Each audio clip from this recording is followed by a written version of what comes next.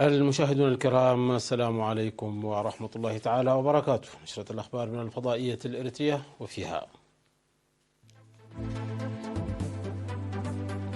وزارة الزراعة تدعو لتضافر الجهود لمكافحة الجراد.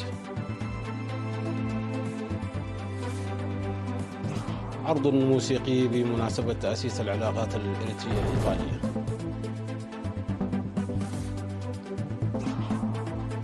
تنمية الأعلاف الزراعية دون تربة في بريخ.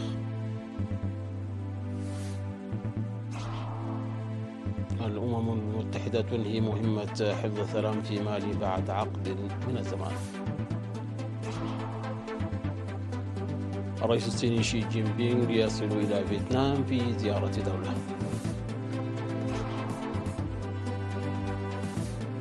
بوتين يدشن غواصتين نوويتين جديدتين خلال زيارته إلى أقصى الشرق. أهلا بكم مشاهدينا. وجهت وزارة الزراعة دعوة لكافة الجهات الحكومية والشعب وقوات الدفاع للمتابعة واتخاذ الاستعدادات الكافية وإبلاغ الجهات المعنية مسبقا في حال ظهور الجراد من أجل المكافحة المشتركة. وأوضح مكتب العلاقات العامة بالوزارة في بيان لوكالة إرنا أن مناطق واسعة من الساحل الإريتري ملائمة لتكاثر الجراد الصحراوي، وبما أن الوقت الحالي هو موسم الأمطار الشتوية التي تهطل على الساحل الشرقي، وحالة الأمطار غير الطبيعية خلق الوضع الملائم لتكاثر الجراد، وأدى ذلك إلى خلق مخاطر عالية من غزو الجراد الصحراوي.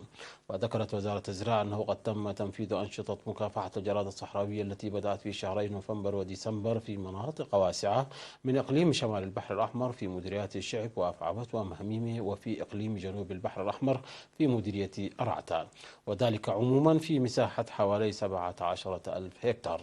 وذكرت الوزارة بأن الجراد في مختلف أطوار النمو بدأ يظهر بكثافة في دول الجوار في السودان والمملكة العربية السعودية وخليج عدن، وعلى الشعب وقوات الدفاع ضرورة اتخاذ الاستعدادات الكافية وتعزيز المراقبة لمكافحة الجراد الصحراوي الذي قد يغزو البلاد.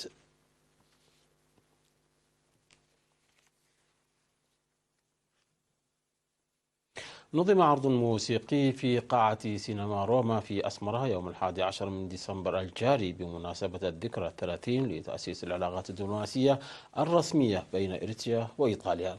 وحضر المعرض الذي تم تنظيمه بالتعاون مع لجنة الثقافة والرياضة والسفارة الإيطالية في إريتريا مفوض الثقافة والرياضة السفير زمادي تخلي ومسؤولون آخرون والدبلوماسيون المعتمدون في إريتريا وعدد كبير من الضيوف والفنانين. وقال سفير الجمهورية الإيطالية لدى إريتريا السيد ماريو مانشيني أن شعبي إريتريا وإيطاليا تربطهما علاقات عميقة الجذور وقوية، موضحا بأن التحرك للاحتفال بذكرى 30 من العلاقات الدبلوماسية بين البلدين بشكل خاص ينبع من ذلك. وقد أدار العرض الذي ضم ألحانا معروفة عالميا تحت عنوان الأوركسترا الموسيقية الكبرى للسينما الإيطالية المايسترو الإيطالي ماورو ماري. نظمت دورة تدريبية للمزارعين في مدرسة مزارعي مديرية بريخ لتنمية الأعلاف الزراعية دون التربة، وشارك في التدريب 25 مزارعا من ست قرى في المديرية لحوالي الشهر. وفي ختام الدورة التدريبية في 12 من ديسمبر الجاري، أوضح مسؤول الزراعة في المديرية السيد ماجور منجستاب أن التدريب تم تنظيمه لحل النقص في الأعلاف الخضراء. وقال ممثل مدرسة المزارعين في قسم الزراعة والأراضي في الإقليم الأوسط السيد تولد برهان أرون أن التدريب يجري في مختلف مناطق البلاد وفي 4 مواقع في الإقليم الأوسط. وأفاد المتدربون أنهم أدركوا بالفعل مزايا هذه الطريقة لأنها لا تتطلب مساحة من الأرض وكميات كبيرة من المياه، وتمكنوا حاليا من زراعتها بسهولة في منازلهم. أوضح ممثل قسم الزراعة والأراضي في الإقليم الأوسط السيد أسرات هايلي ومدير مديرية بريخ السيد تسو فساتيون أن الزراعة الخالية من التربة من الوسائل الزراعية التي تتوسع على المستوى العالمي، وعلى المزارعين فهم أهمية الزراعة بدون تربة وتوسيعها. قامت إدارة مديرية أخريا في الإقليم الأوسط برنامجا تشجيعيا للفائزين في المسابقات الرياضية للناشئين والمنظمة في موسم الصيف. وأوضح مسؤول اللجنة الرياضية في المديرية الأستاذ مورهتو يوهنس وأبرهة يوهنس في الحفل الذي يقيم في 10 ديسمبر اختيار 235 لاعبا متميزة من بينهم 90 فتاة للمشاركة في مسابقات كرة القدم وألعاب القوى التي نظمت على مستوى الإقليم الصيف الماضي. وأكد فوز مديرية آخرية بالبطولة في منافسات كرة القدم للسيدات، بينما حصلت المديرية على ميدالية ذهبية واحدة وميداليتين فضيتين وثلاث ميداليات برونزية في ألعاب القوى. وأشاد بالنتائج التي حققها الرياضيون والمدربون، مؤكدا على تعاون إدارة المديرية في كافة الأنشطة الرياضية. وفي الختام تم توزيع شهادات التقدير على الرياضيين ومدربيهم. تلقى 105 شاب من مديرية أصمات دورة تدريبية في الإسعافات الأولية وتقنية الكمبيوتر. وتلقى 79 شابا بينهم 46 فتاة دورة تدريبية في الإسعافات الأولية لمدة 3 أشهر بالتعاون مع وزارة الصحة، و26 شابا تدريبا أوليا في تقنية الكمبيوتر. وأوضح مسؤول الاتحاد الوطني للشباب والطلبة في مديرية أصمات السيد حامد جمع في مراسم التخريج في 3 ديسمبر الجاري أن التدريب هو جزء من جهود بناء الشباب وسيتم مواصلته مستقبلا. وعلم أن المتدربين في الإسعافات الأولية سيعملون في البرامج الصحية في مدرسة أصمات الداخلية وإدارات الضواحي بالمديرية.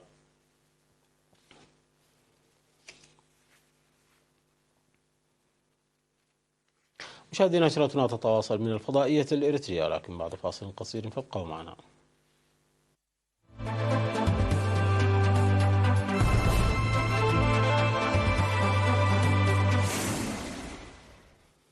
أهلا بكم مجددا. أنهت الأمم المتحدة مهمة حفظ السلام التي استمرت 10 سنوات في مالي بعد طلب الحكومة التي زعمت أن القوة غير كافية للرد على التطرف العنيف المتزايد في الدولة الواقعة في غرب أفريقيا. وقال قائد القوة المؤلفة من 13 ألف جندي اللواء مامادو جاي في الحفل الختامي في العاصمة باماكو: كانت التضاريس المالية شاسعة وصعبة، وكانت جهود الأمم المتحدة في مالي هي أكثر مهام حفظ السلام دموية في العالم، حيث قتل أكثر من 300 فرد. وفي يونيو طلب المجلس العسكري في مالي من بعثة الأمم المتحدة المغادرة، زاعما أن آفاقه المستقبلية لا يبدو أنها تستجيب للاحتياجات الأمنية للبلاد. وقادرت القوة الفرنسية العام الماضي تحت ضغط من المجلس العسكري. وأعرب جاي قائد بعثة الأمم المتحدة عن ثقته في قدرة قوات الأمن المالية على حل الأزمة الأمنية.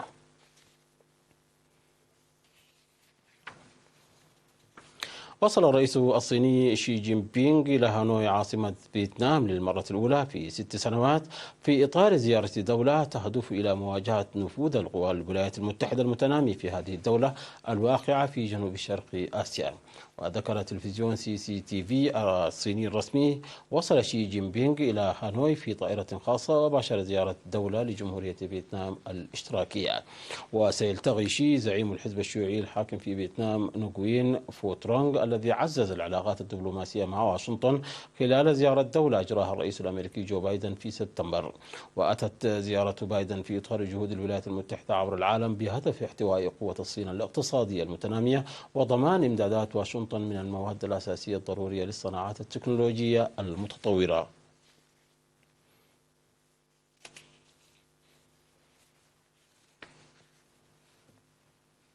دشن الرئيس الروسي فلاديمير بوتين الاثنين غواصتين نوويتين جديدتين ستنضمان إلى الأسطول الروسي خلال زيارته إلى أقصى الشمال، وتعهد بمواصلة تطوير القوة البحرية لبلاده.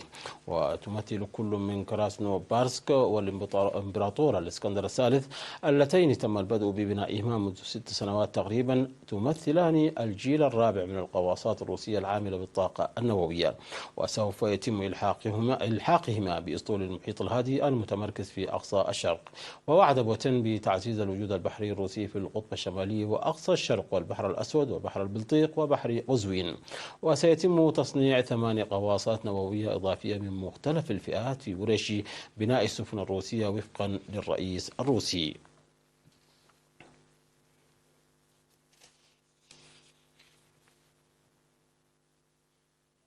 قتل 23 شخصا على الأقل في هجوم انتحاري استهدف قاعدة عسكرية في شمال غرب باكستان، وتبنته مجموعة مرتبطة بحركة طالبان الباكستانية على ما أعلن مسؤول طلب عدم الكشف عن هويته.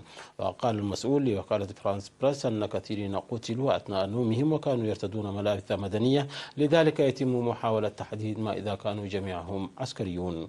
ووقع الهجوم في منطقة ديرة إسماعيل خان في إقليم خيبر بالقرب من الحدود مع أفغانستان، وهي منطقة تزايدت فيها الهجمات في الأشهر الأخيرة.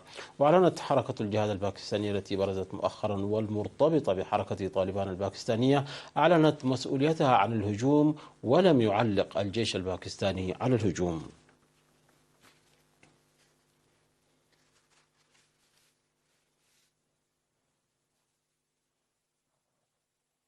مشاهدينا، قبل الختام إليكم تذكير بأهم ما جاء في هذه النشرة من أنباء. وزارة الزراعة تدعو لتضافر الجهود لمكافحة الجراد الصحراوي. عرض موسيقي بمناسبة تأسيس العلاقات الإرثية الإيطالية. تنمية الأعلاف الزراعية دون تربة في بريخ.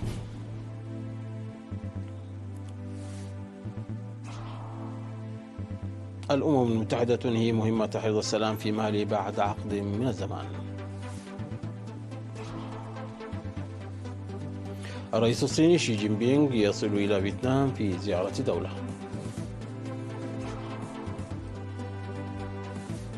وبوتين يدشن غواصتين نوويتين جديدتين خلال زيارته إلى أقصى الشمال. مشاهدينا، انتهت النشرة. شكرا على حسن المتابعة. تحية لكم أينما كنتم. إلى اللقاء.